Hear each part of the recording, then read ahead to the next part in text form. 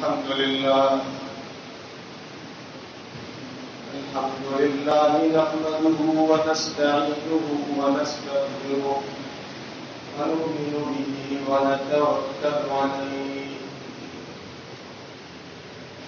ونعوذ بالله من شرور أنفسنا ومن سيئات أعمالنا من يهده الله فلا مضل له ومن يضلل فلا هادي له ونشهد أن لا إله إلا الله وحده لا شريك له ونشهد أن سيدنا ومولانا وحبيبنا محمدا عبده ورسوله صلى الله تعالى عليه وعلى آله وأصحابه أجمعين أما بعد فأعوذ بالله من الشيطان الرجيم بسم الله الرحمن الرحيم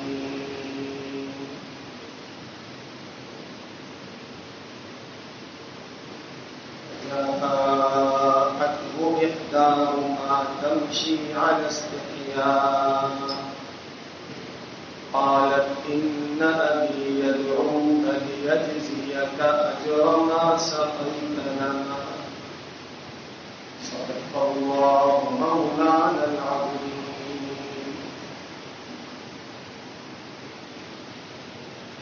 میرے محترم بزرگوں اور دوستوں، ایک آیت میں نے آپ کے سامنے پڑھی، سورہ قصص 30ویں سپارے کی ایک سورت ہے. اس سورت سے میں نے یہ آیت پڑھی اور اس رکوع میں اللہ رب العزت نے موسیٰ علیہ السلام کا ایک سبق ذکر فرمایا. موسیٰ علیہ السلام ایک مرتبہ مدین کو چلے، مصر سے نکلے اور مدین کی طرف گئے. یہ سفر بہت کٹھن تھا. موسیٰ علیہ السلام کے پاس کھانے میں بھی کچھ نہیں تھا. آپ مصر سے فرعون کے ظلم سے بچتے ہوئے وہاں سے آپ نے چھپ کر یہ سبق کیا ہے. تفسیر مصری میں لکھا ہے کہ موسیٰ علیہ السلام پورے سفر میں درختوں کے پتے کھاتے رہے، یہاں تک کہ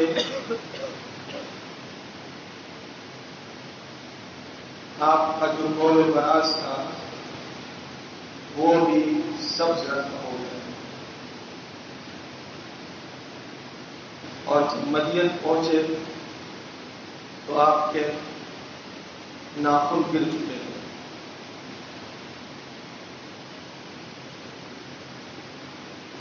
الغرض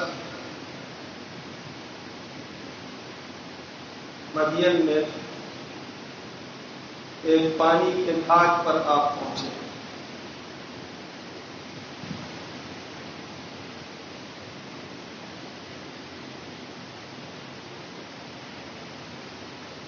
وہاں مدین کے لوگ اپنی بکریوں کو پانی پلاتے تھے.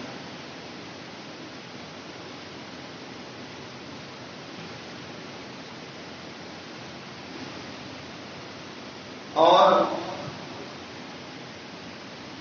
اس قوم کے قریب ہی دو نوجوان لڑکیاں کھڑی تھی اپنی بکریوں کو لے کر. موسیٰ علیہ السلام نے فرمایا ما خطبکم، تمہارا کیا مسئلہ ہے، تم کیوں اس طرح کھڑی ہو؟ کیوں پانی نہیں پلاتی اپنی بکریوں کو؟ قالتا لا نسقي حتى يصدر الرعاء وابونا شيخ كبير. ہم ان مردوں کے اندر گھسنا نہیں چاہتے، ہم ان کے ساتھ اختلاط نہیں کرنا چاہتے، ہماری مجبوری ہے. یہ جب چلے جائیں گے پھر جو بچہ بچا ہوگا ہم اپنی بکریوں کو کھلا دیں گے.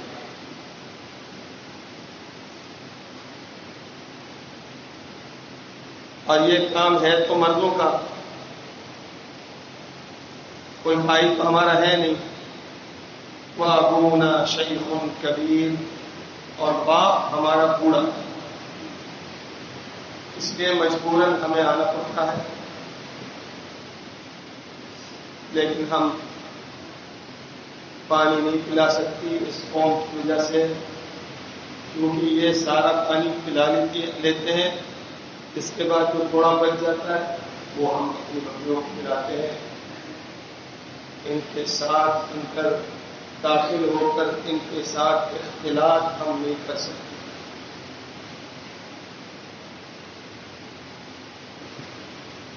تو موسیٰ علیہ السلام نے تفسیر مصری میں لکھا ہے کہ پاس ایک اور کنواں تھا جس کے اوپر بہت بڑا باریک پتھر تھا، جس کو 10 آدمی مل کر اٹھاتے تھے.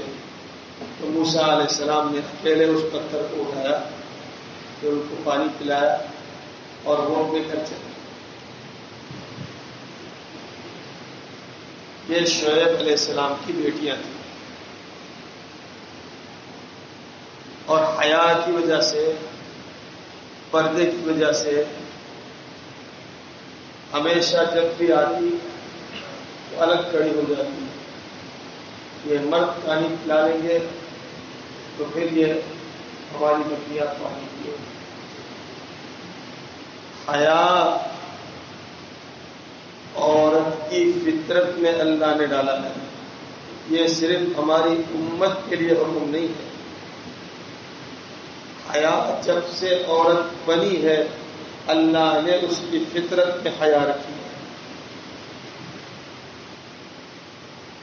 حیا عورت کے اندر ایک مستقل حکم اور عبادت ہے ہر قوم کے اندر.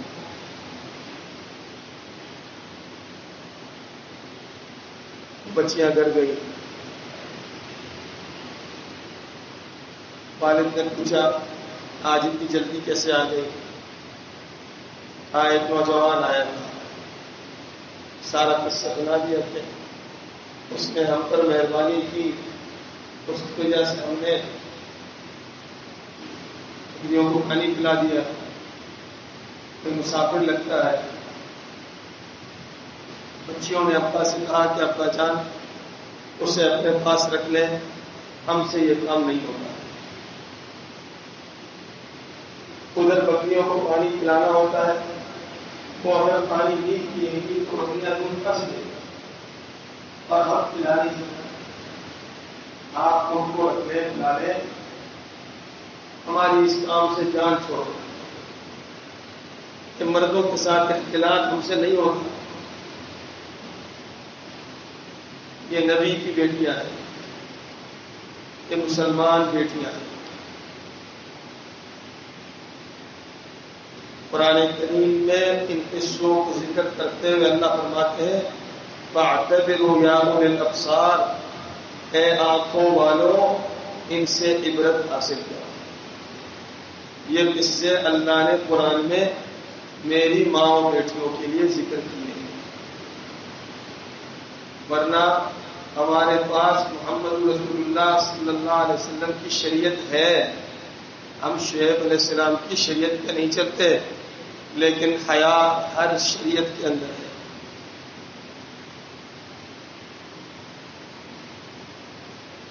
والد نے کہا کہ جاؤ ان کو بلا کے لے آؤ. قرآن کریم نے عورت کی حیا پر کیسے باریک باریک نقطے اٹھائے ہیں. وہ جب آ رہی تھی چل کے، اللہ رب العزت نے حیا کے ساتھ اس کے چلنے کا بھی ذکر کیا. فجاءته إحداهما تمشي على استحياء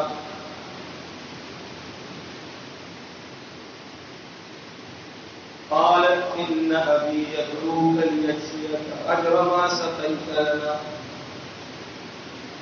اللہ فرماتے ہیں ان دو بیٹیوں میں سے، ان دو لڑکیوں میں سے ایک واپس آئی چلتے ہوئے حیا کے ساتھ.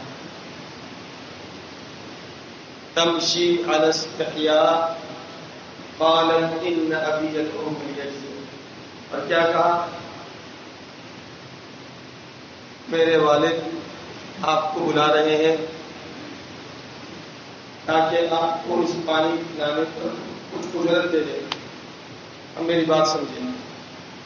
قرآن کریم نے یہ جملہ ذکر کیا ہے نا، اللہ رب العزت کا کلام کتنا معجزانہ کلام ہے، اس کا آپ اندازہ لگا. مختصر کلام کے اندر اللہ نے دریا بند کر دیا. تھوڑا غور کریں گے تو سمجھ میں آ جائے ہے، تھوڑی سی غور طلب.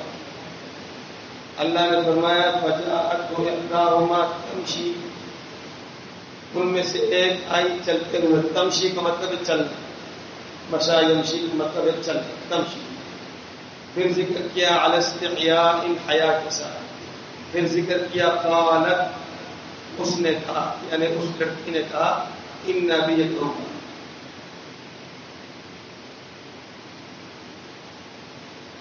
مفسرین جب اس آیت کو پڑھتے ہیں دو طریقے سے پڑھتے ہیں. تمشی کے ساتھ علی استحیاء پڑھ کے وقف کرتے ہیں، یوں پڑھتے ہیں فجاءته إحداهما تمشي على استحياء قالت إن أبي. وہ چلتے ہوئے آئی حیا کے ساتھ اور کہا اس نے کہ میرے ابا کو بلا. تمشی کے ساتھ علی استحیاء میرا کے وقف کرتے ہیں تو ترجمہ بنتا ہے آئی چلتے ہوئے حیا کے ساتھ. اور دوسرا طریقہ پڑھنے کا یہ ہے فجاءته إحداهما تمشي، تمشی کے وقت ہے وہ آئی چلتے ہوئے علی استحیاء قالت، اور اس نے حیا کے ساتھ گفتگو کی. علی استحیاء کو ملایا قالت کے ساتھ، کہا اس نے حیا کے ساتھ. لڑکی کے دو فعل ذکر کیے، آنا اور کہنا، اور دونوں کے بیچ میں حیا کو ذکر کیا، رکھ دیا. ادھر وقف کرو تو بھی حیا ہے، ادھر وقف کرو تو بھی حیا ہے. بعد میں وقف کرو تو چلنے میں حیا ہے، پہلے وقف کرو تو بولنے میں حیا ہے. مفسرین لکھتے ہیں اس کے چلنے میں بھی حیا تھی، اس کے بولنے میں بھی حیا تھی، اس لیے اللہ نے حیا کو بیچ میں ذکر کیا کہ اگر تم یہاں وقف کرتے ہو تو بھی ٹھیک ہے، اس لیے کہ وہ چلتے ہوئے آئی تب بھی حیا سے. تم پہلے وقف کرتے ہو تب بھی ٹھیک ہے، کیونکہ جب اس نے کہا تو وہ بھی حیا سے. اس کی گفتگو بھی حیا سے تھی، اس کا چلنا بھی حیا سے تھا. اتنی باریکی کے ساتھ قرآن کریم کبھی گفتگو نہیں کرتا، قرآن اصول پہ گفتگو کرتا ہے. لیکن حیا کا معاملہ ہے اتنا نازک کہ ایک لڑکی کے چلنے کے طرز کو بھی اللہ ذکر کرتے ہیں، پھر اس کی گفتگو کے طرز کو بھی اللہ ذکر کرتے ہیں کہ مسلمان بیٹیوں تمہارے چلنے میں بھی حیا ہونی چاہیے، تمہارے بولنے میں بھی حیا ہونی چاہیے. قرآن کریم میں اللہ تعالیٰ فرماتے ہیں کہ جب اس مسلمان کے گھر پہ دستک ہو جائے اور اندر سے کوئی عورت کو مجبوراً گفتگو کرنی پڑے، فلا تخضعن بالقول، بات میں نرمی مت کرنا، نرمی سے لچکدار آواز میں ترنم کے ساتھ عورت سے کا گفتگو نہیں کرنا. فَيَطْمَعَ الَّذِي فِي قَلْبِهِ مرض، جس کے دل کے اندر مرض لگا ہوا ہے، گندگی کا مرض لگا ہوا ہے، وہ تما کر بیٹھے گا، وہ سمجھے گا خراب عورت ہے. اتنی باریکی کے ساتھ قرآن نے گفتگو کی ہے. عورت کے پردے پر اللہ نے اتنی باریک انداز سے گفتگو کی. اندر سے جواب دینا، تو آواز میں، گفتگو میں وہ نرمی نہیں ہونی چاہیے جو تم اپنے شوہر کے ساتھ کرتی ہو یا اپنے بچوں کے ساتھ کرتی ہو. کرخت لہجے میں، بدتمیزی کے ساتھ نہیں، لیکن ایسے لہجے میں کہ بار والا یہ سمجھ جائے کہ عورت باحیا ہے، عورت محمد کی روحانی بیٹی ہے، عورت اما عائشہ کے زیور سے آراستہ ہے. اگر اس کے دل میں مرض ہو تو دفع ہو جائے گا. یہ قرآن کریم نے ایک پوائنٹ اٹھایا ہے. اور یہود کیا کہتا ہے؟ یہود کہتا ہے جہاں مرد زیادہ ہو وہاں ایک ننگی عورت کو بٹھاؤ، اور اس کو حکم کیا ہوتا ہے؟ 24 گھنٹے چہرے پر مسکراہٹ ہونی چاہیے اور خوب نرمی سے گفتگو کرو، تاکہ جس کے دل میں مرض اور مرض اور بڑھ جائے. ہر کاؤنٹر کے اوپر عورت کو بٹھایا ہو.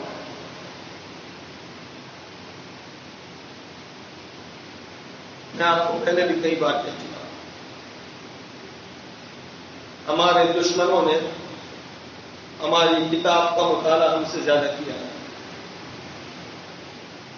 اور اس کے بعد جہاں جہاں سے ہمارے پلروں کو توڑا جا سکتا تھا انہوں نے توڑ دیا، وہاں انہوں نے بارود نصب کر دی.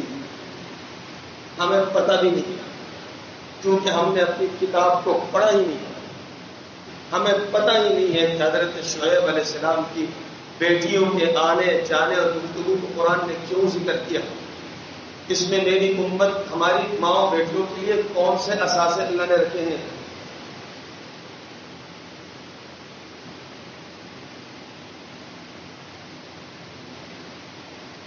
یہ باتیں جا کر اپنے گھر میں سنائیں. سورہ قصص کے اندر یہ قصہ جا کر اپنی گھر والوں کو، ماؤں کو، میری ماؤں کو، میری بہنوں کو، میری بیٹیوں کو جا کر سنائیں کہ تمہاری دولت اللہ نے یہاں رکھی ہے. تم اما عائشہ کی بیٹیاں ہو. ہماری بیٹیاں بعد میں ہو، پہلے اما عائشہ کی بیٹی ہو. ان کے نقش پر پہلے چلنا ہے. نہیں چلو گی تو کل میں بھی نہیں بچا سکوں گا تمہارا باپ ہو کر، میں بھی نہیں بچا سکوں گی تمہاری ماں ہو کر اگر اس ماں کی پیروی نہیں کی ہے. حضرت فاطمہ رضی اللہ تعالی عنہا بستر مرگ پر ہے، آخری حالت ہے. اسماء بنت عمیس رضی اللہ تعالی عنہا عیادت کرنے کے لیے آئی تو کیا کہتی ہے؟ غم دیکھیے، غم دیکھیے، حضرت فاطمہ کا غم دیکھیے.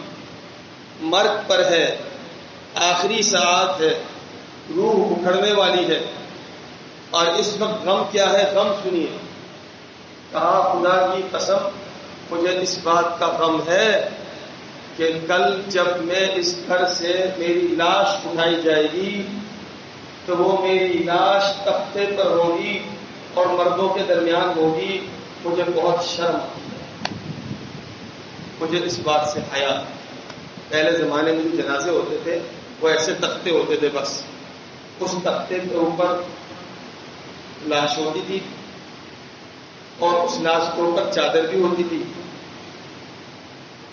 لیکن کفن میں ہونے کے باوجود، چادر میں ہونے کے باوجود حضرت فاطمہ کہتی ہے مجھے یہ گوارا نہیں کہ میری چادر کے پلو کو بھی کوئی دیکھے، جبکہ وہ فوت ہو گئی ہوگی. اس وقت احکام اس پر سے اٹھ گئے ہیں. اسماء بنت عمیس نے فرمایا کہ اگر آپ اجازت دیں تو ہم آپ کے لیے ایسا جنازہ بنا دیتے ہیں جیسے کہ میں نے حبشہ والوں کو دیکھا ہے. وہ جنازے کے چاروں طرف پر لکڑیاں لگا کر اسے ڈبہ اور صندوق بنا دیتے ہیں، پھر اس کے اوپر چادر بچھا دیتے ہیں.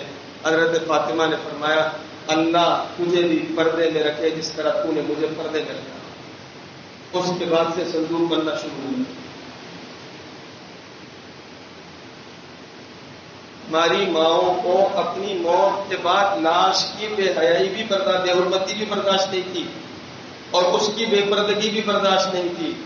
جن کو اپنے لاش کی بے پردگی کا اتنا غم ہو، ان کی زندگی میں ان کے پردے کا کیا حل ہوگا؟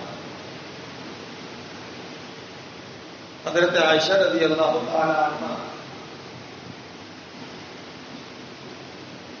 جناب نبی کریم صلی اللہ علیہ وسلم کی زوجہ ہے. حدیث شریف میں آتا ہے جناب نبی کریم صلی اللہ علیہ وسلم نے فرمایا نبی جہاں فوت ہوتے ہیں وہیں دفن ہوتے ہیں. یہ حدیث سنا دی. آپ صلی اللہ علیہ وسلم حضرت عائشہ کے حجرے میں انتقال فرما ہے. تو اب حضور صلی اللہ علیہ وسلم کی اس حدیث کی وجہ سے آپ کو حضرت عائشہ کے حجرے میں ہی دفن کیا جائے گا، سپرد خاک کیا جائے گا.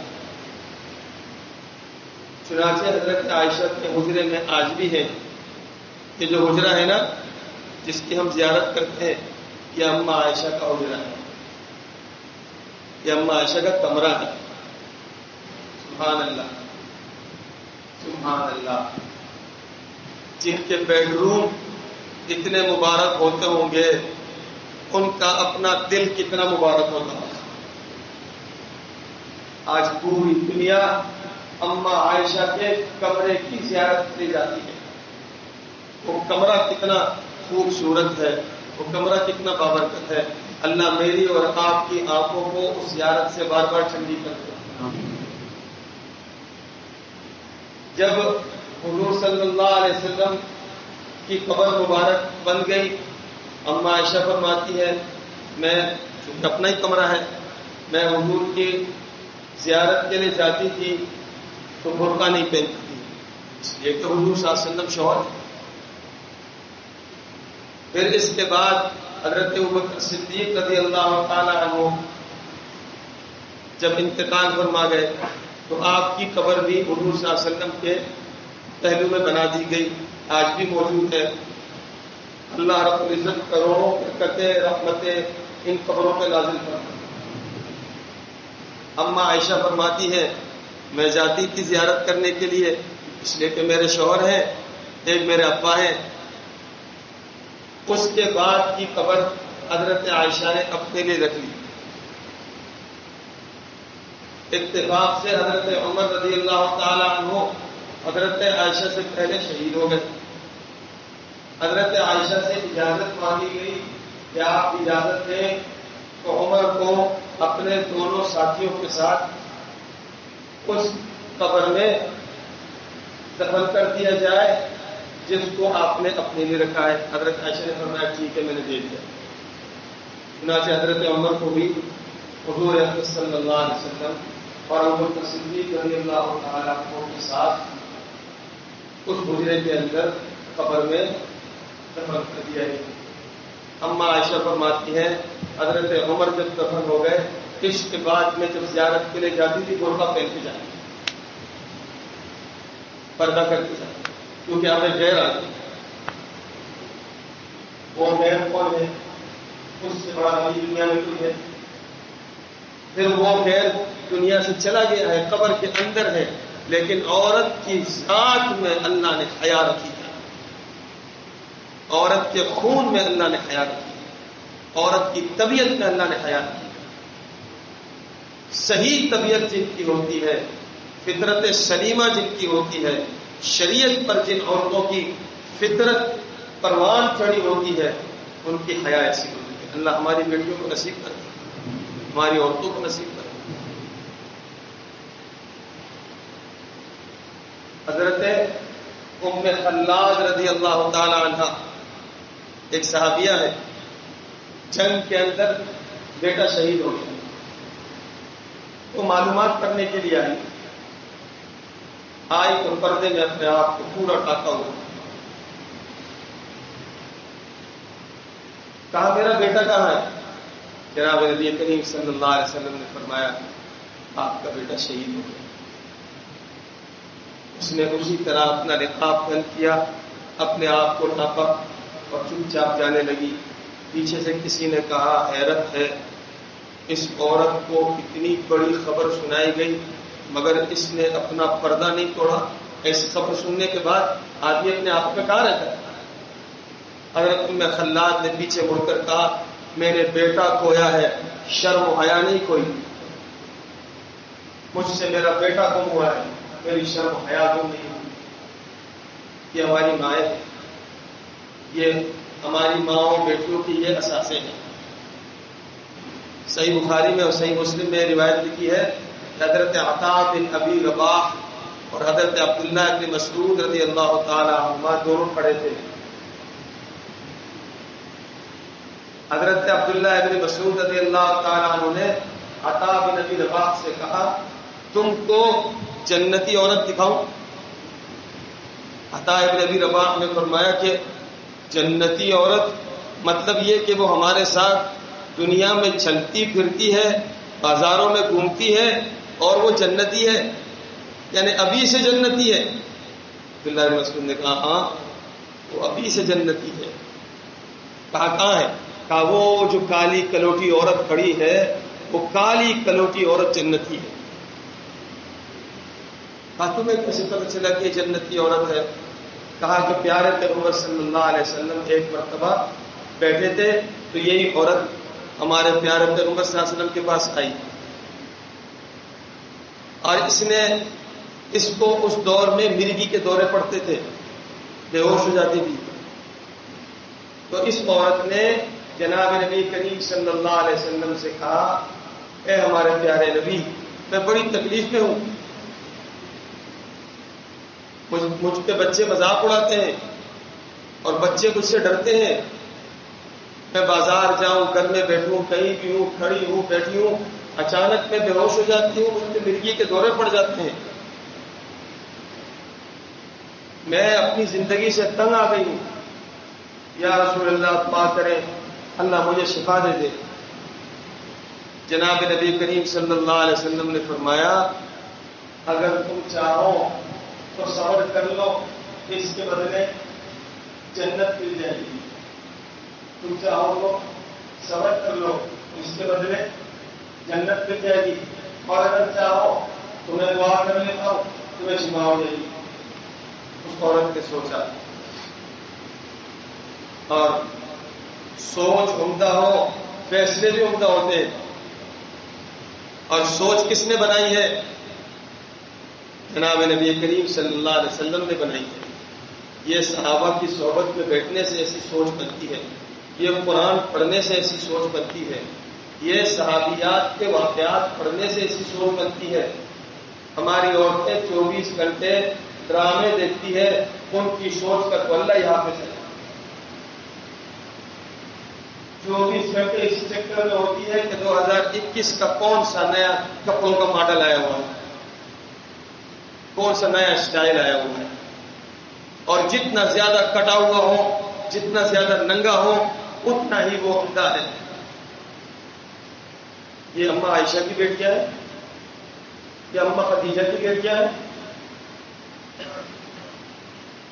اس نے سوچا کہ جنت کا سودا ہے, بہت عمدہ سودا ہے, میرے چند دن رہ گئے ہوں گے, کوئی بات نہیں. کہا یا رسول اللہ مجھے جنت منظور ہے, باقی سب پر تھا, لیکن آپ ایک دعا کر دیں, ایک دعا کر دیں. کہا کیا؟ کہا جب میں بے ہوش ہو جاتی ہوں, بے پردہ ہوتی ہوں, اللہ سے اتنی دعا کر دے کہ میرا پردہ نہ ٹوٹے. مجھے برداشت ہے کہ لوگ مجھ کو مذاق اڑائیں, مجھے برداشت ہے مجھے مرگی کا دورہ پڑے, میں زمین پہ لگ ہو جاؤں. مجھے برداشت ہے کہ لوگ میری ہنسی مذاق اڑائیں, مجھ سے ڈرے, مجھ سے بھاگے.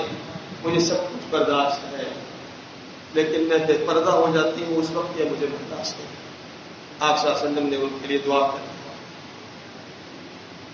ہماری عورتیں, یہ ہماری مائیں ہیں.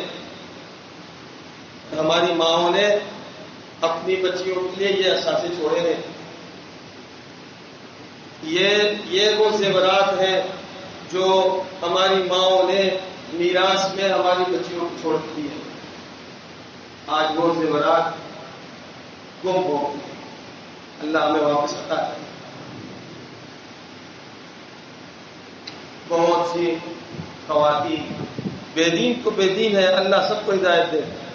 دیندار گھرانوں کی عورتوں کا یہ حال ہے، نماز پڑھتی ہے، روزہ رکھتی ہے، ذکر و اذکار کرتی ہے، لیکن بے حجاب۔ یہ بہت بڑا خلا ہے اور یہ بہت بڑی کوتاہی ہے۔ اچھا ان سے پوچھو کہ حجاب کیوں نہیں کرتی؟ کہا جی وہ خاندان والے پھر بائیکاٹ کر لیتے ہیں، پھر ہمیں کسی مجلس میں آنے نہیں دیتے، پھر ہم ہر مجلس میں تنہا ہوتے ہیں، ساری جو ہے وہ میک اپ میں زیور میں ہوتی ہے، ہم کرتے میں اکیلے بیٹھی ہوتی ہے، ہم سے بائیکاٹ ہو جاتا ہے۔ جس بات سے اللہ اور اس کا رسول بائیکاٹ کرتا ہو اس پہ کھڑے ہو جاؤ، اس لیے کہ اللہ اور اللہ کے رسول کے مقابلے میں ساری دنیا بائیکاٹ کرتی ہے تو جناب نبی کریم صلی اللہ علیہ وسلم نے بے حیا عورتوں کو معراج کے دن جہنم میں الٹے لٹکتے دیکھا ہے۔ الٹا لٹکنا کسی کو قبول ہے؟ اور کل جب ہماری مائیں بہنیں الٹی لٹکی ہوں گی تو یہ جنہوں نے بائیکاٹ کیے بچانے آئیں گے؟ کون آئے گا بچانے کے لیے؟ کہ مامی کی بیٹی آئے گی بچانے، چاچا کی بیٹی آئے گی بچانے، یہ خالہ کی بیٹی آئے گی، اور یہ اسکول کی دوستیں آئے گی؟ کوئی نہیں آئے گی، کوئی بھی نہیں آئے گا۔ اللہ اور اللہ کے رسول جس کام سے ناراض ہو جائے اس کام پر کمپرومائز نہیں کیا جا سکتا۔ دنیا تو دنیا ہے، ماں باپ بھی اگر ناراض ہوتے ہیں تو ہو جائیں، یہ قرآن کا فیصلہ ہے۔ اس لیے اپنے گھر کا ماحول ٹھیک کریں اور اپنے گھر کو پردہ سکھائیں۔ آخری دور ہے، جناب نبی کریم صلی اللہ علیہ وسلم نے پہلے ہی بتا دیا کہ ایک وقت آئے گا عورتیں کپڑے پہن کر بھی ننگی ہوں گی، پہلے بتا دیا کپڑے پہن کر بھی ننگی ہوں گی۔ بتائیے، سچ سچ بتائیے، کیا وہ پورا نہیں ہو گیا؟ پورا نہیں ہو گیا؟ وہ بات پوری ہو گئی یا نہیں؟ پوری ہو گئی، بالکل 100% پوری ہو گئی۔ اور خود بھی دوسروں کی طرف مائل ہوں گی اور دوسروں کو اپنی طرف مائل کریں گی۔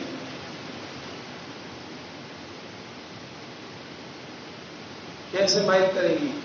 یہی گندا لباس پہن کے دوسروں کو اپنی طرف مائل کریں گی، اور گفتگو کے اندر خیال نہیں رکھیں گی، مریض کو اور مریض کر دیں گی۔ یہی ہے وہ۔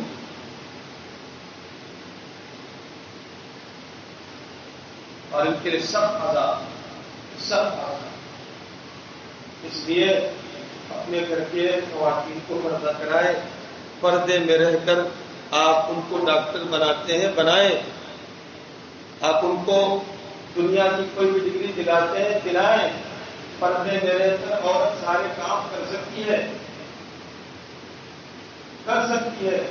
ضرورت ہے، مجبوری ہے، سارے کام کرائیں، پردے میں کرائیں۔